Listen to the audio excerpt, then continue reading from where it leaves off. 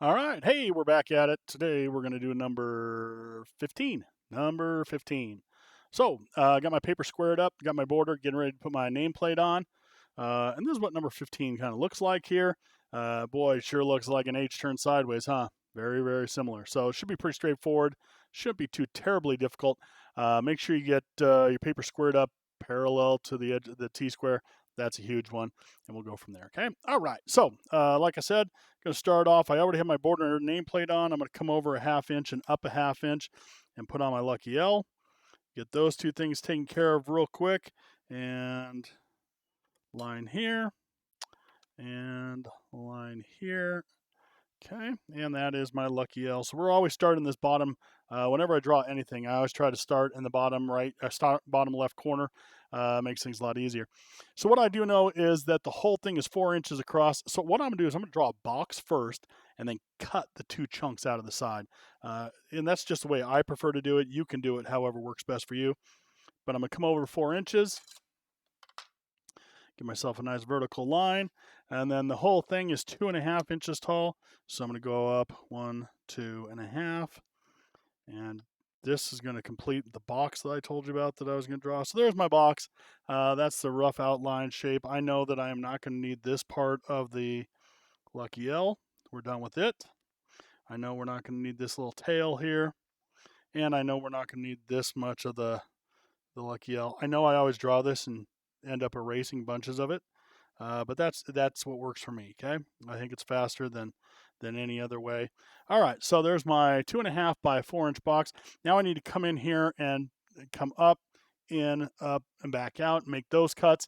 So to figure this thing out, it looks like if I come down 3/4, each one of those legs is 3/4 thick at the top. So I'm going to go 3/4 and put a mark. And then I'm going to draw a really light line, super light construction line all the way across there. I don't even know if you can see that in the camera. And then this is really tricky measurement. It now says come down an inch. Boy, if you aren't really, really careful, you could be tricked into believing that that one is just part of the line, but it's not. So I'm going to come 1 inch, and then I'm going to put another line really lightly across the whole box. And now we're going to figure out each one of those legs is 1.5. So if I'm going to come in this side, 1.5. I'm going to come from this side, 1.5. That's going to tell me where to put those two vertical lines. So I got one here, and I got one here. Okay. And now it's time to do a little bit of erasing. Make this just a little bit bigger. So this line doesn't exist. This line doesn't exist. So we got to get rid of those. So I'm going to get rid of those. I'm going to get rid of this line. I'm going to get rid of this line. And that's my sideways H, or my letter I, huh? Sure looks like an H though to me, laying outside. So I'm going to come in, and again, we're going to take all those construction lines and convert them to nice, dark, straight, visible lines. And I'm using my T-square the appropriate way to draw horizontal lines. And then when I'm done with the horizontal lines, I'll add my triangle on top of that, and we'll come back in and convert the vertical lines the way we should. Don't go back over this with just a straight edge or a ruler and call it good. Use your tools the way they're designed. Your project will look much better. Your grade will be much happier. Life will be good. Hey, so there's my my sideways eye. So next step, we got to throw some measurements on it. And boy, I think I'm going to throw the measurements on really similar. Oh, before I do measurements, I got to make this thing 3D, don't I? So again, we're going to come over here, and we're going to go diagonal from every corner. We're going to do a line, and those lines need to be at least, what, an inch and a half? Yep, inch and a half. So I'm just drawing them. I'm not measuring them. I'm just whipping some lines on here. And we're going to do this from every corner, but we're not going to go to any corner that would go across the front of my object, okay? This one may or may not be an inch and a half. I just stopped, and same with this one when it hit that top piece, because I know that even if it's not an inch and a half, you're not going to see what's back there. So we'll find out. So I'm going to come in now, and I'm going to measure diagonally 1.5 inches. I'm going to put a mark, and then we're ready to make this 3D. Remember, if the front goes up, the back will parallel that 99% of the time. it just does the exact same thing as the front. So see how these two lines are parallel, these two lines are parallel, these two lines are parallel. I'm going to stick a line in here, and that's going to go right up till it hits something, and then I'm going to do the same thing over there, okay? And voila, there is my eye. I'm going to erase these tails, get rid of them, get those off of there. Let's see what it looks like here. Get rid of those. And again, I can't stress enough, take your time darkening things up. It will certainly make your drawing look better, okay?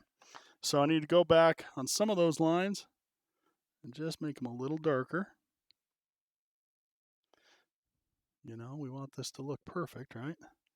After all, everybody else says nobody's perfect. Well, the whole idea is when you drafts are supposed to be perfect, and that's, so I know nobody's perfect, but that's kind of the idea, is to get these things as close as you can.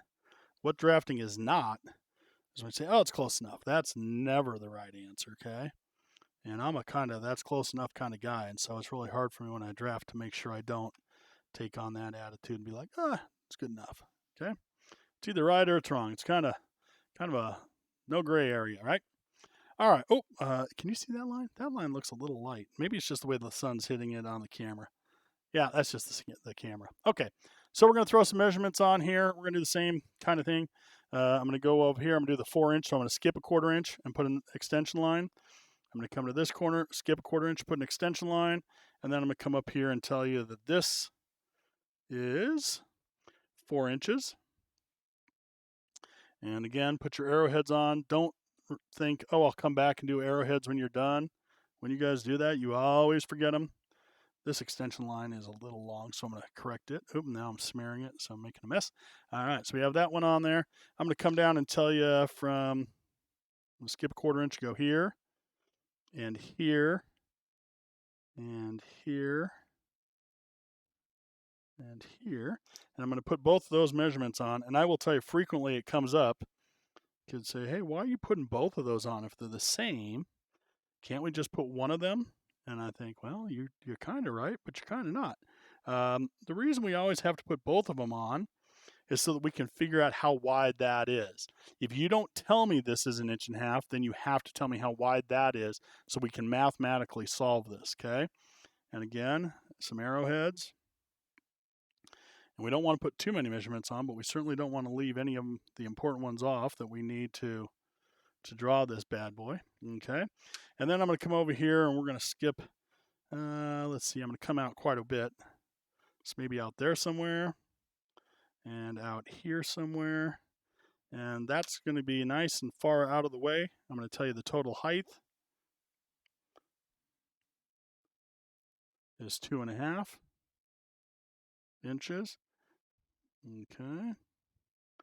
Make sure when you put your height on there, a lot of kids will draw a line here and come all the way down to here. Remember, if you're measuring the back top, you're measuring the back bottom to get the correct length, okay?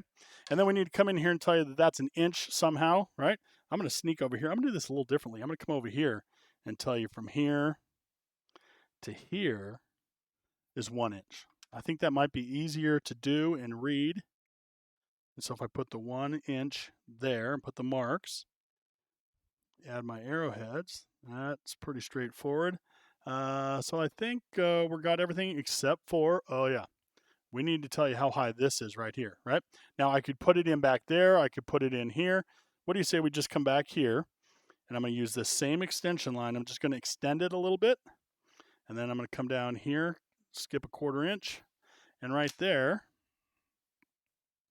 I'm going to come in and say that that is, and those lines are just hardly long enough for an arrowhead, huh? They're kind of squeezed in there. And then I'm going to say 3/4 of an inch. And let's see how that looks. Hey, that's not too bad. I think we have all the measurements on. Oh, wait, I'm missing a measurement, aren't I? Yeah, I need to tell you that this is 1 3/4. So, 1.5. So I'm going to come in here. I'm going to go to the corner, stick on here. We're going to do the same thing, 1/4 inch away. I flip the triangle over. And zoop, zoop. I know, weird sound effects don't necessarily help you, does it? And then my arrowheads here and here. Let's take a look. Hey, that's not too shabby. I think that'll work. All right, so that's how we do number 15. Hey, I hope this helped. Hey, we'll see you on the next one. Thanks for watching.